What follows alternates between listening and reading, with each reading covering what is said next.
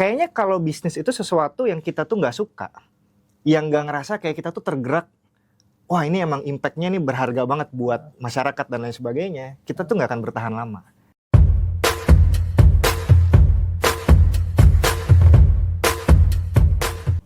Halo, kembali lagi di Founder Plus Business Insight. Di sini kita akan ngasih banyak insight bisnis ke kalian semua dari berbagai macam tokoh, dari founder, investor, dan lain sebagainya. Nah, mungkin teman-teman sering ya ngedengar cerita tentang perjuangan orang yang dia mungkin dulu hidupnya susah, kemudian ya dengan takdir-takdir tertentu, akhirnya mereka mendapatkan sebuah achievement, keberuntungan atau apapun itu sehingga mereka menjadi orang yang sukses. Tapi di sisi lain, teman-teman mungkin juga pernah dengar orang yang ya dia mah bisa sukses karena privilege-nya banyak, gak keren gitu. Karena kebetulan orang tuanya bisa membiayai pendidikannya atau karena kebetulan dia sekolah di tempat yang emang ya membantu dia punya network yang bagus. Nah, hari ini kita akan kedatangan orang yang mungkin boleh dibilang punya privilege lumayan, sehingga bisa ada di posisi seperti ini. Tapi kita coba cari tahu, apa iya karena privilege itu aja dia bisa jadi seperti sekarang, atau sebenarnya ada faktor-faktor lainnya yang gak hanya privilege aja yang bisa bikin dia seperti ini. Oke, bersama kita sekarang sudah ada Bang Radium Ikono. Oke, selamat datang Bang. Terima kasih sudah Saya manggilnya Bang ya, nggak Mas karena udah kebiasaan aja.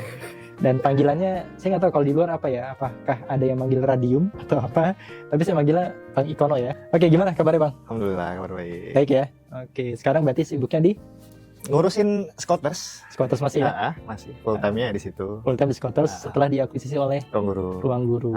Nah, mungkin buat awalan sebelum kita banyak ngobrol tentang kepribadian Bang Ikono, saya mau tahu gimana sih perjalanan awalnya Scooters itu?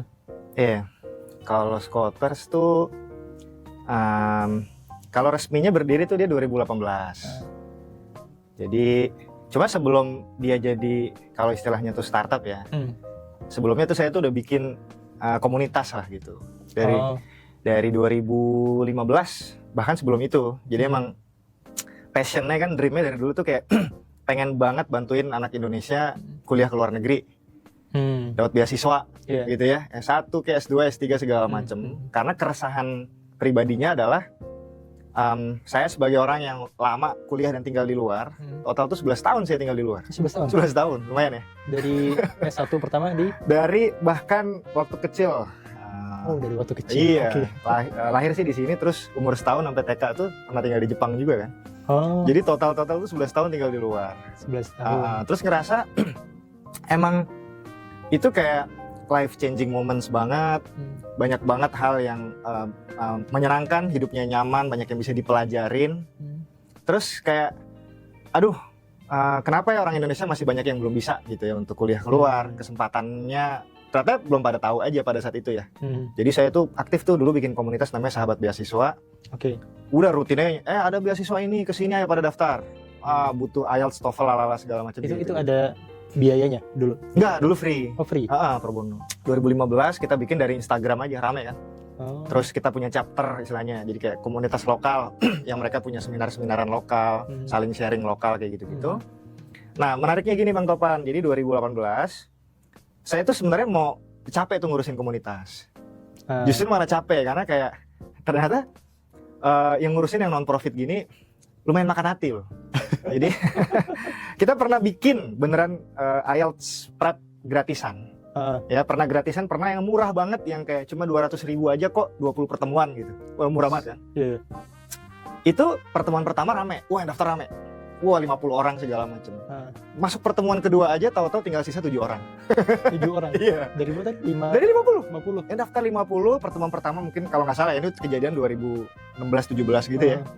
Pertemuan pertama udah drop tuh, sisa 18-20, pertemuan kedua sisa 7 orang. Terus kayak, wah susah juga orang Indonesia ini kalau digratisin ternyata ya gitu kan. Itu makan hati pertamanya ya. Yang kedua, pengurusnya silih berganti karena kan memang ya udah pro bono aja, bantu nggak dibayar. Jadi ya maaf pernah ada gitu pengurus yang marah-marah ke saya gitu. Karena ini Mas Ikono nih kurang memperhatikan sahabat beasiswa daerah segala macam. Saya bilang gimana ya, saya ini kerja full time, punya bisnis yang lain juga pada saat itu. Nggak mungkin saya punya waktu cukup buat ngurusin semua teman-teman waktu itu mahasiswa segala macam. Jadi kesel juga. Wah capek juga ya ngurusin komunitas. Dan impactnya jujur segitu-segitu doang. Senang lumayan sih. Wah banyak yang terbantu tapi nggak measurable gitu loh. Akhirnya kayaknya format begini nggak sustainable. Gimana kalau dibuat for profit? Trennya emang begitu Bang dulu ya 2018 orang pada bikin startup semua kan segala macam. Baru di convert, saya bisa bilang, oh ternyata emang begini jalannya. Begitu di convert menjadi for profit organization, ya jauh lebih sustainable ya. Ada investor, memang orang jadi datang lebih serius. Saya bisa bilang gampangnya gini deh. Apa yang dulu sahabat beasiswa selama 3 tahun bisa buat bantuin orang tuh mungkin nggak nyampe 100 yang lolos keluar. Sekarang dalam waktu 6 tahunnya Squatters tuh udah nyentuh 10.000 nyampe itu. 10.000 orang yang literally beneran dapat setelah kita bantu dan dia akhirnya ngambil dapat beasiswa ya segala macam. 10.000. Iya, nyampe lah more than that lah. Tapi sebelum Squatters ini berarti ada bisnis yang lainnya? Ada. Jadi saya dulu 2012 sampai sekarang sebenarnya masih ya by status ya masih co-founder. Punya bisnis namanya Nanotech. Nanotech Indonesia. Itu out of idealism karena saya ini kan sebenarnya saya punya gelar PhD di bidang materials engineering. Wah, sekarang bener ya. Saya baca di LinkedIn. Iya kan? Itu ya kuliah bener. Ya, insya Allah bukan dokter-dokter sembarangan gitu. Apa nih maksudnya? Kuliahnya bener deh. Jadi out of idealism, pengen banget apa yang saya pelajarin dulu waktu kuliah disalurkan jadi produk dan lain sebagainya. Jadi ya udah bikin itu 2012. Alhamdulillah running sampai sekarang. Cuman 2020 itu saya darinya founder dan CEO-nya sampai 2020. Tapi akhirnya saya lihat ternyata saya lebih ingin menghabiskan waktu lebih banyak di Squatters lah. Jadi kayak gitu. Akhirnya saya sama founder yang lain di Nanotech saya bilang sorry nih saya nggak bisa lanjut menjadi CEO, diputar aja. Akhirnya saya by status komisaris ya sekarang di Nanotech. Oke. Gitu. Oke, tapi kalau ngeliat dari riwayat pendidikan kan sebenarnya ini nggak kaleng-kaleng ya. Jadi semua setelah SMA kayak semuanya di luar gitu. Sama mungkin tadi TK kali ya. Cuma kayaknya nggak ditaruh di LinkedIn soalnya saya juga tahu. Perlu ditulis ya. Jadi kalau yang tadi saya baca S1 di NTU, S2 di Jepang ya, lupa S3 doktor 2 kalau salah. Dua. Ada 2. Nah, biasanya orang yang kayak begini itu arahnya jadi peneliti ya, peneliti gitu. Jadi kerja di kampus, akademisi, ngajar, dosen. Nah, ini udah ngambil gelar panjang, nggak bisa banyak waktu tapi malah jadi entrepreneur. Itu kenapa tuh?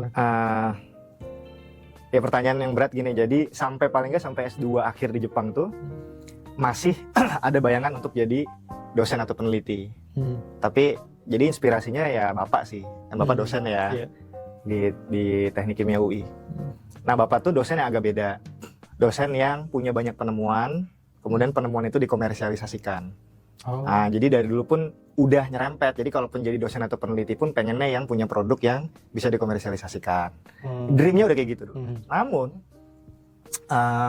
kayaknya pas S2 ya, umur 24 gitu ya, realize kok kayak saya nggak menikmati menjadi peneliti. Peneliti itu kan yang suka-suka ya. Saya tuh paling benci banget karena saya pada saat itu material science, ada fisika kimianya, ada bionya juga, ada irisan gitu. Itu nggak nyaman juga, nggak gitu menikmati. Yang saya harus datang ke lab, ngaduk-ngaduk sesuatu segala macam, terus ya udah nungguin hasil. Wah, I thought it was going to be fun. Paling enggak ya, karena dari dulu ya inspirasinya bapak. Saya ingin jadi peneliti, saya ingin jadi seperti beliau. Itu kayak tamparan realita yang lumayan keras. Saya bilang sama istri saya, kayaknya ini bukan hidup yang ingin saya jalani sampai saya mati. Boring atau?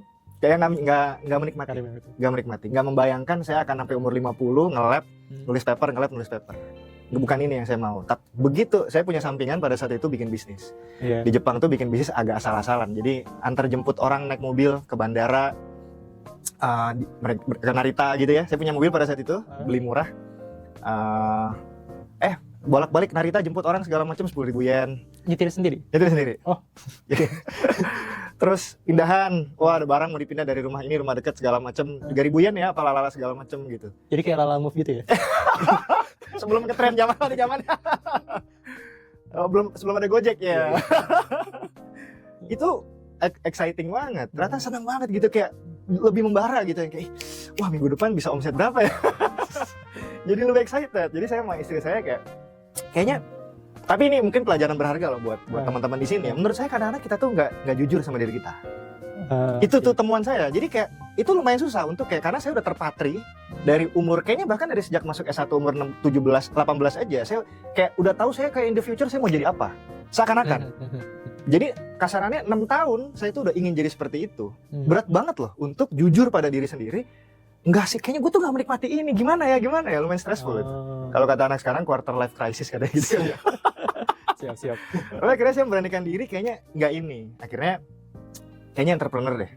Jadi saya tuh break dulu, nggak langsung S3 kan. Padahal saya tuh ditawarin beasiswa tuh. Sensei saya tuh sampai marah-marah sama saya. Ikono, kalau kamu tahu kamu nggak lanjut S3, harusnya kamu tuh nggak saya terima. Sampai digituin saya tuh. Marah banget ya sama saya. Oke. Nah, terus ini Bang, ngelihat dari historical pendidikan kan ini sebenarnya pendidikannya wow ya. Iya. Itu. Jadi boleh dibilang Bang Ikono ini punya privilege dari pendidikannya atau bahkan dari keluarganya. Gitu. Keluarganya peneliti juga, dosen, artinya orang pintar ya, bisa ngedidik anaknya seperti ini. Nah, tapi apa iya seseorang itu bisa sukses, bisa jadi entrepreneur, jadi CEO, jadi apapun itu karena privilege aja, atau kan ada yang lainnya? Makanya ini sebenarnya topiknya nggak gitu enak buat saya. Dan tapi saya orangnya emang belak-belakan aja. Saya orang yang memang privilege. Kalau dibilang privilege banget, nggak middle lah, middle up deh. Kalau dibandingin sama Putri Tanjung beda kelas lah privilege. Oke. Ya Jan Etes beda lah gitu kan. Tapi saya lumayan privilege. Bener tadi. Privilege-nya pertama misalkan gini, bapak saya dosen, ibu saya guru. Sejauh yang saya tahu, berarti arti apa? Secara genetik rasanya oke, katakanlah saya rajin segala macam, tapi saya believe kayak dari lahir saya tuh paling nggak sedikit lebih pintar dari orang lain mungkin ya. Secara bakat, secara gen. Itu privilege jelas. Privilege number 2 misalkan orang tua saya orang tua yang memang sangat, pokoknya dai pendidikan formal itu nomor 1. Saya karena saya orang pendidikan, saya nggak suka ya sama orang yang mencampur pendidikan sama pendidikan formal. Gimana tuh pendidikan? Itu different term menurut saya ya. Pendidikan kita bisa belajar dari manapun, ya, tapi orang tua saya pada zamannya dulu, pokoknya apapun kalah sama pendidikan formal. Kamu harus sekolah nomor 1. Kalau ujian stop semua aktivitas, ya udah nilai jelek dimarahin dan seterusnya. Buat saya itu privilege. Karena saya tahu ada anak lain yang akhirnya orang tuanya tidak seintu sama pendidikan formal. Akhirnya mungkin dia, mohon maaf, mungkin ya udah SMA-nya nggak di SMA yang bagus, gagal masuk ke PTN bagus dan lain sebagainya kayak gitu. Yang ketiga secara keuangan, walaupun orang tua saya PNS, uangnya tidak sampai miskin banget, nggak, ya kan, cukup. Ini bocoran ini aja. Jadi bapak saya itu uangnya banyak. Karena dulu dapat beasiswa 5 tahun di Jepang. Dari situ sebenarnya. Jadi bisa punten ya, istilahnya pulang bisa beli rumah, beli mobil, dan akhirnya lumayan berkecukupan dibandingkan dosen lainnya. Karena 5 tahun di Jepang savingnya lumayan banget. Bahkan nge-part time juga jadi guru di sana dan seterusnya. Dari situ sebenarnya. Selebihnya gaji dosen normal lah. Ya gitu. Itu another privilege. Banyak banget lah privilege-nya yang kemudian membentuk privilege turunan, akhirnya bisa kuliah di tempat bagus dan seterusnya. Jadi saya orang yang sangat privilege. Nggak enak, saya nggak akan ngomong kayak teman-teman, pokoknya kita kerja keras aja, enggak. Privilege itu saya bisa sesukses ini jelas-jelas privilege menurut saya ya. Privilege satu lagi saya sebutin, privilege saya apa tau nggak? Saya selama saya build business, saya tuh cuma ngambil gaji tipis-tipis. Waktu bikin Nanotech 2012-2013 itu, saya tuh cuma ngambil gaji 5 juta. Paling nggak sampai 2015 tuh segede-gede gaji saya ambil tuh 7 juta 8 juta. Ya, anak saya udah 2 pada saat itu 2015. Nggak mungkin orang normal punya anak 2 bisa hidup dengan 5-7 juta yang cukup nyaman, ya kan? Kenapa bisa? Karena saya dibantu orang tua saya, fair-fairan aja. Jadi saya tinggal bareng. Beberapa pengeluaran itu secara sadar nggak sadar kita pengeluaran bareng-bareng gitu kan, segala macam. Jadi banyak banget privilege-nya. Kenapa saya bisa di posisi ini hari ini? Namun ngejawab pertanyaan yang tadi, mungkin ada yang nggak setuju kalau kata anak Twitter tone deaf gitu. Tapi maksudnya jangan belajar dari saya. Dalam hal kayak kalau di sini teman-teman, mohon maaf ada yang dengar di sini mungkin ada yang memang less bahkan least privilege, underprivilege dan lain sebagainya. Pasti berat yang dijalanin, betul, confirm ya, kebayang saya kayak gitu-gitu. Namun banyak banget loh di luar sana yang jauh privilege-nya di bawah saya, tapi dia bahkan bisa jauh lebih sukses dari saya, itu juga nggak 1-2 orang. Jadi saya punya pendapat bagaimana melihat privilege itu lebih ke, kalau orang punya privilege berarti dia probability to succeed-nya jauh lebih tinggi aja. Ya, katakanlah orang kaya saya, kalau kita susun dengan variabel A, B, C, D, E, F, G, H, probability to succeed saya, katakanlah aja ya, saya itu 70% lah. Ya, tapi untuk teman-teman yang underprivileged, mungkin jauh lebih rendah dari saya, ada yang di 30%, ada yang mungkin bahkan 10%. Tapi kan, kalau 10% artinya apa? Teman-teman berusaha 10 kali, satunya masih bisa jadi itu barang gitu. Kalau saya, mungkin mohon maaf, ya mencoba 1,5 kali aja saya udah berhasil karena tadi 70%. Mungkin lu ngeliatnya ke sana Bang, pendapat saya ya. Sebenarnya apa sih yang atau gini dari Bang Ikono yang sampai dengan kemudian kuliah itu penuh dengan privilege. Tapi kan selepas dari kuliah ketika sudah mulai menikah, mandiri dan seterusnya itu kan sebenarnya supportnya ada tapi mungkin berkurang. Ya, betul. Nah, hal apa aja sih sebenarnya sih yang kemudian berpengaruh di luar privilege itu yang bisa ngebikin jadi seperti sekarang ini? Nggak tahu ya, saya believe kenapa saya bisa di posisi hari ini, so pasti jawabannya luck. Kayaknya itu faktor terbesar. Privilege satu, yang kedua luck, nggak saya bikin-bikin ya. Number 3, lebih besar faktor ininya sih, dreamnya sih, motivasinya. Jadi emang yang kayak kalau saya tuh pengen banget achieve itu, mencapai itu, ketika saya gagal, ketika saya jatuh, ya saya bangkit karena ya gue pengen banget mencapai itu. Gitu ya. Number 3, motivasi. Nextnya ya effort aja sih. Nextnya effort. Tapi maksudnya gini, semua orang punya mimpi, semua orang juga punya effort. Tapi pengalaman saya pribadi yang besar itu rasanya ya. Paling tambahan satu lagi itu memang ini sih, saya punya intelijensi itu privilege. Tapi menurut saya ya, ada some parts of intelligence yang dia privilege dan ada yang bisa ditumbuhkan Bang.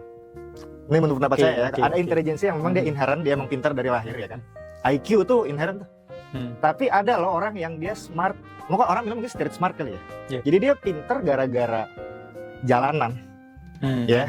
Jadi IQ dia mungkin nggak setinggi yang lain, mungkin dia emang ya udah standar, lolos threshold aja lah ya, 115, 120 kan lolos threshold ya.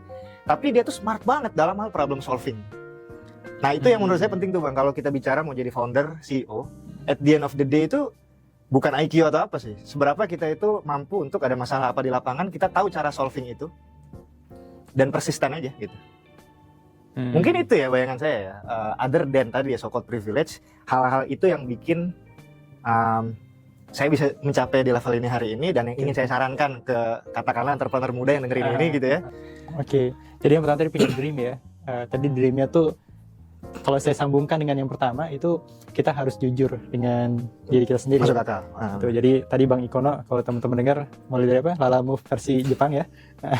Akhirnya menemukan dreamnya apa dan memutuskan jadi seorang entrepreneur sampai dengan sekarang itu. Dan tentu tadi ada problem solving, itu harus diasah. Kemudian kerja keras tetap ya effort ya. Jadi nggak bisa juga tuh sekedar punya privilege, kerjanya cuman dari pagi sampai siang aja terus mengharapkan sukses dengan segitunya.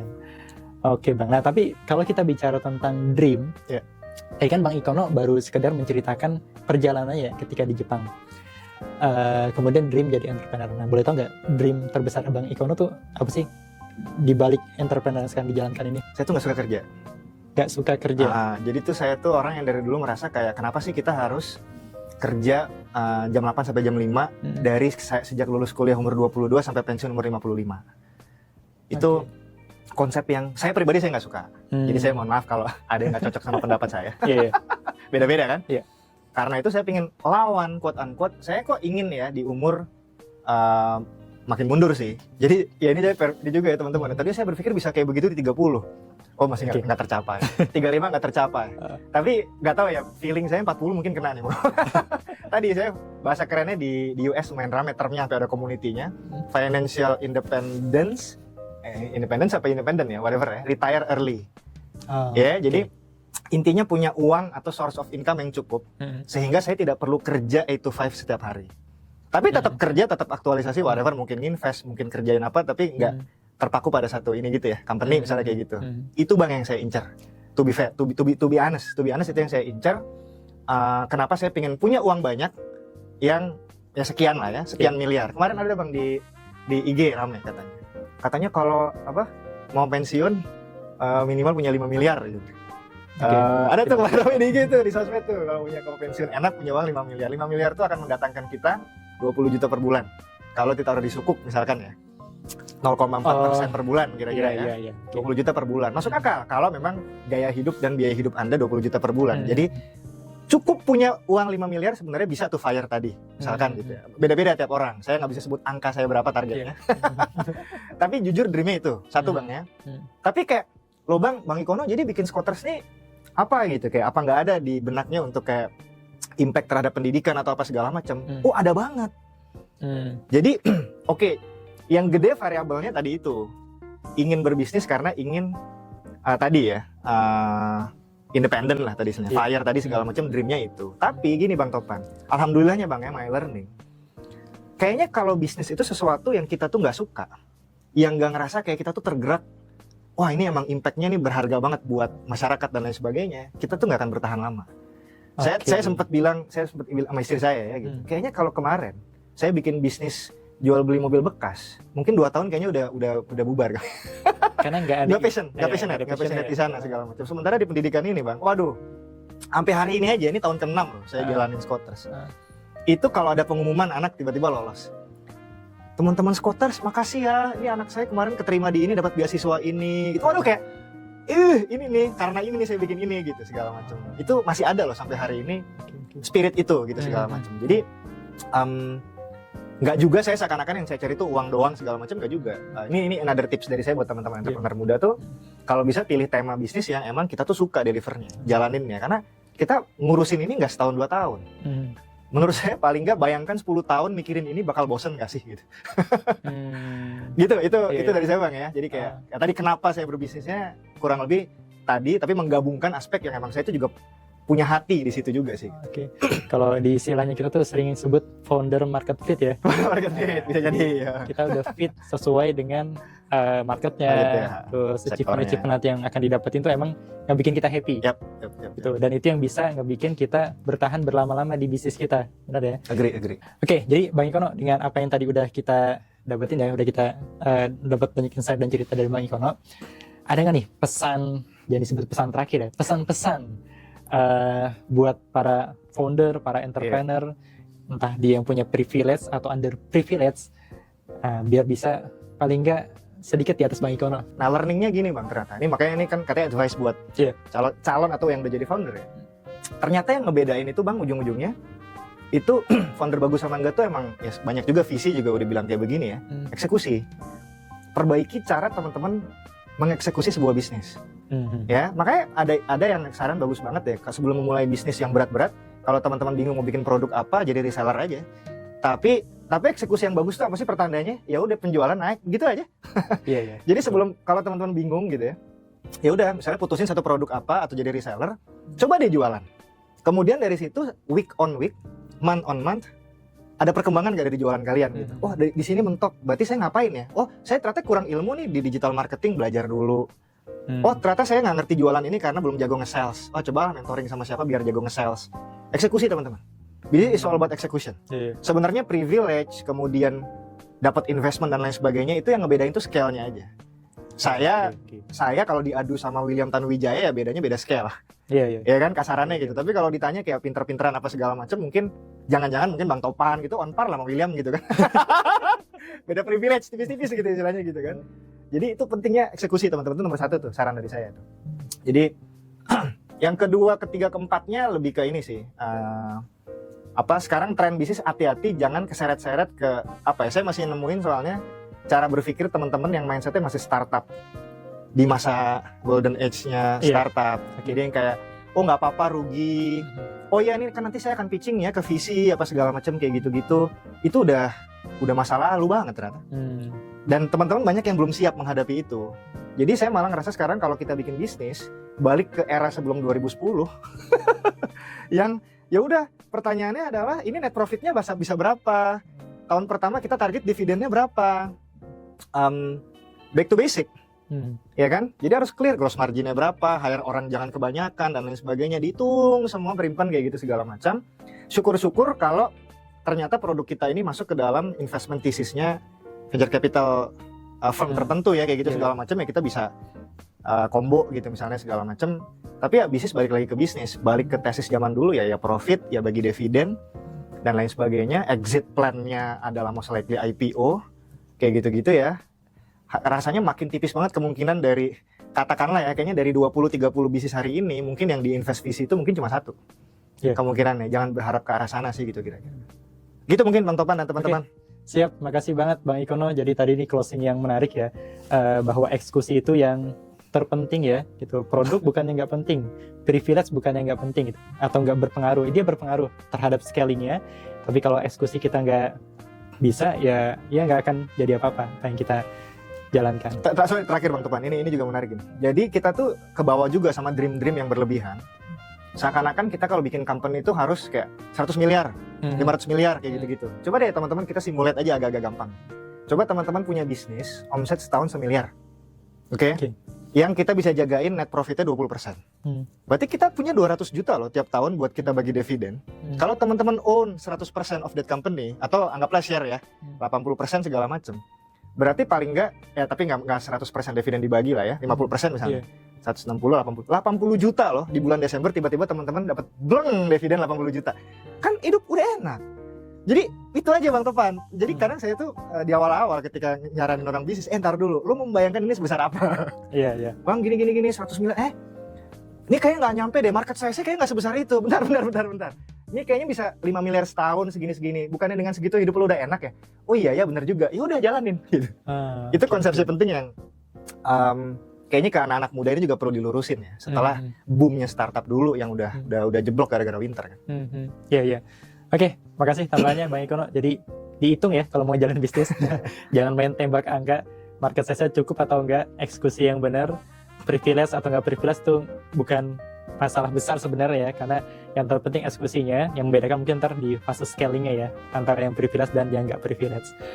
Oke, tetap semangat buat semua founder yang menyaksikan ini. Kita belajar banyak hari ini dari Bang Ikono. Mudah-mudahan dapat insight yang banyak juga dan bisa berimpact terhadap bisnis teman-teman semua.